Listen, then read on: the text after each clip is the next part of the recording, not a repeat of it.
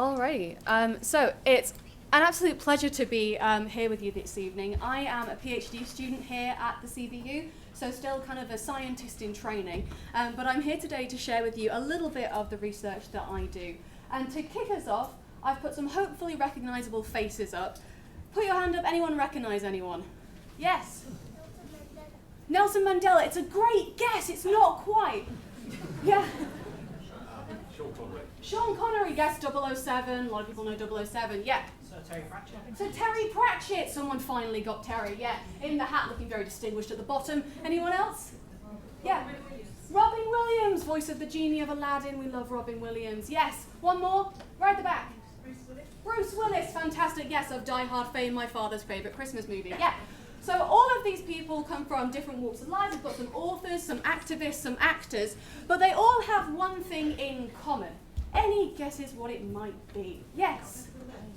Oh, someone's read the title of the talk. Yes! All of these people either have or had dementia. Different types of dementia. For Rosa Parks in the centre, Sean Connery, Alzheimer's disease. For Robin Williams at the top, Lewy body dementia. And Bruce Willis, the most recent addition to the list, who was diagnosed last year with frontotemporal dementia. So, there seems to be a lot of people in the world with dementia, and that isn't a coincidence. The number of people with dementia is actually on the rise. Your individual risk of dementia has never been lower. But because we have an aging population and dementia is something that comes with age, the number of people, the sheer volume of people with dementia is increasing.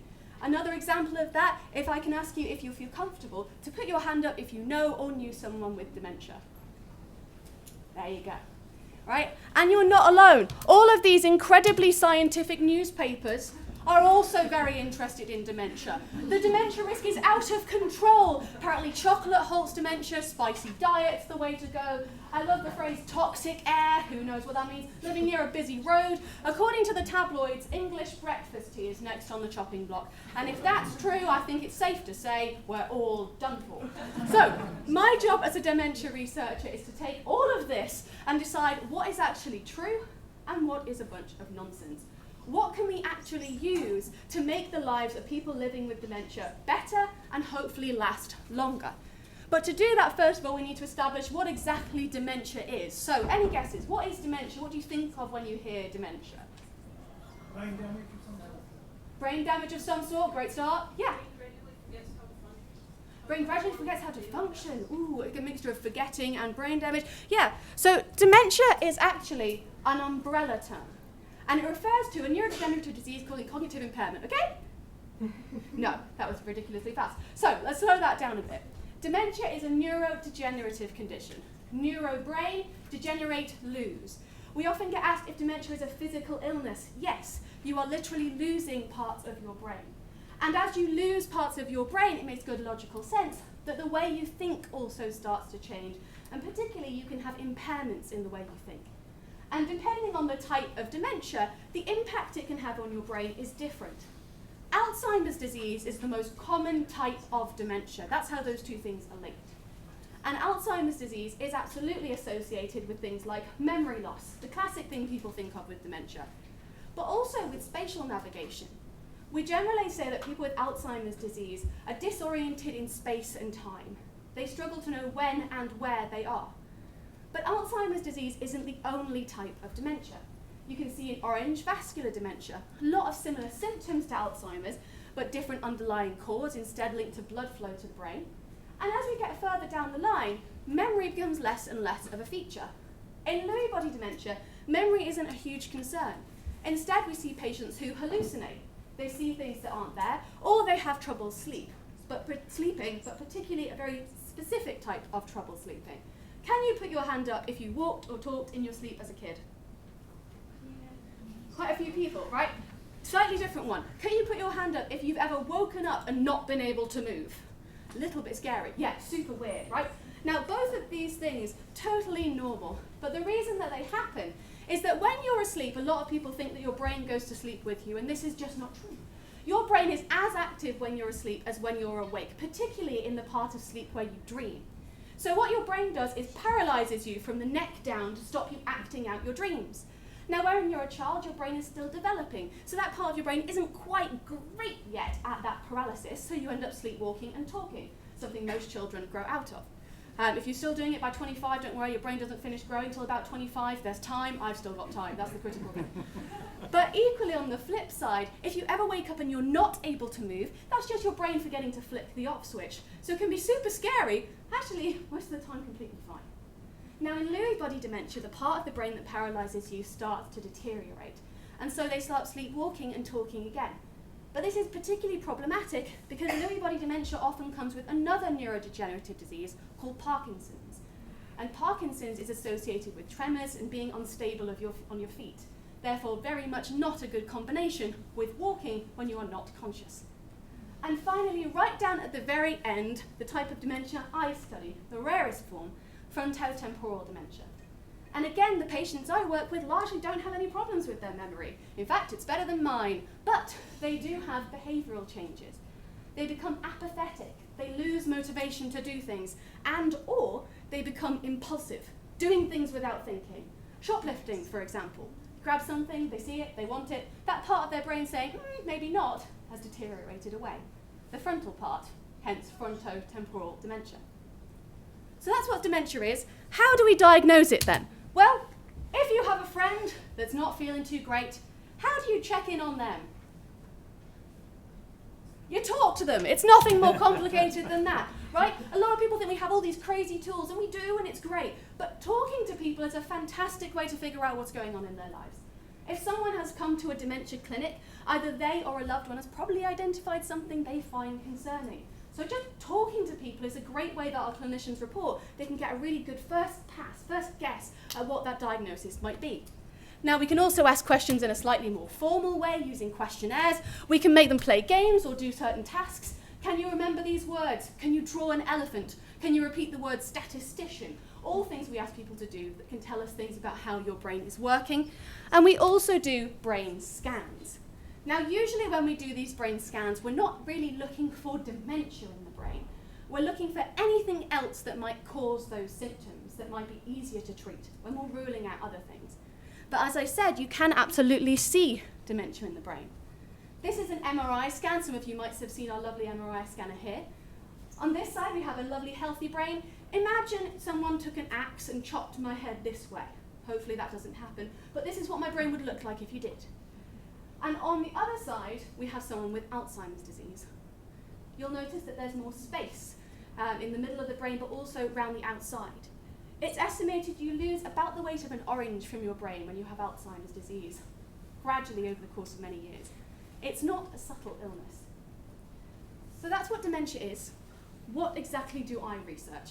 Obviously, it's such a broad topic, I can't cover everything.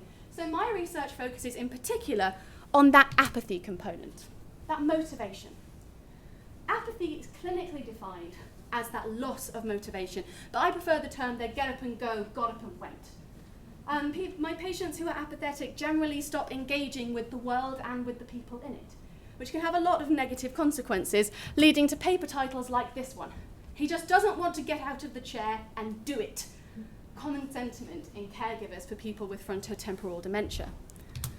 Prevalence rates, P, you'll notice this keeps changing, I'm very proud of myself, vary across different dementias, but are generally very high. Up to 85% of people with Alzheimer's suffer with apathy, and potentially up to 100% of people with frontotemporal dementia. And that is a problem because apathy is associated with a lot of negative outcomes. So, apathy understandably increases caregiver burden. It's more difficult to care for someone who doesn't want to or can't care for themselves. He just won't get out of the chair and do it. But people who are apathetic also tend to decline faster. Their quality of life is understandably poorer, and very bluntly, they die sooner. So, ideally what we want to do is treat apathy in these patients with the hope that by improving apathy, we can improve the overall disease trajectory, allowing our patients to live longer and live better lives. But the only nice thing I have to say about the treatment section is that it's nice and short, because there aren't any. There are no drugs that are approved to treat apathy in any condition, and apathy is super common across a lot of them. But not only are there no drugs that we know are effective, but non-pharmacological therapies like music therapy and doll therapy that we know can be incredibly effective for dementia care also don't seem to be super effective with apathy. Intuitively, that makes sense. You have to engage with these therapies to benefit from them. And the very problem we're trying to deal with is that our patients won't engage. So maybe what we need is some new hypotheses. And this is where my research comes into play. You see, traditional theories of apathy are based on cost-benefit analysis. Generally, people act when benefit outweighs cost. If I offer you 1,000 marshmallows to mow my lawn, you may think things along the lines of, that's an odd bribe to take. But also, how much do I like marshmallows versus how much do I hate mowing lawns? If how much you like marshmallows outweighs how much you don't like mowing the lawn, you'll do it. Vice versa, not so much. Now, the problem with that theory is it's not really led to any effective treatments, and it can't explain why our patients tend to be apathetic and impulsive. They tend to act and not act. So we've come up with something a little different. When I first moved in with my boyfriend Paul, I nearly killed him on several occasions. And most of this murderous spree was prompted when I would come home and he would be sat in the middle of what I perceived to be a mess. The phrase, pig happy in slops, comes to mind. And he seemed to see no problem with this. So I had a bit of a problem. I was stood there thinking, well, does he just not care about me? Or does he care and he's just too lazy to do it? Is it that he doesn't see the benefit or the cost is too high? And then he realized it was neither. He didn't see a problem to solve. His expectation of what the room should look like was just much broader than mine. So when he came home and everything was a tip, he would think, this is close enough to being clean, and not need to do anything about it. The thing about action is that it usually comes from noticing there's a difference between what you expect to happen and what's actually there. If the world is perpetually close enough to how it should be, you never need to do anything. Perfect state of contentment with the world. And that's what we think is going on in our apathetic patients. It's never dark enough to go switch on the light. It's never cold enough to go get a jacket. So they sit in the cold and dark. So, the nice thing about hypotheses is it can help tell us something about why we got there. Our brain acts this way. So in my research, I use the MEG scanner symbol view will have seen just below my feet to try and look at if this is the case. If the reason people are apathetic is because they don't have strong expectations of the world, how is that represented in the brain?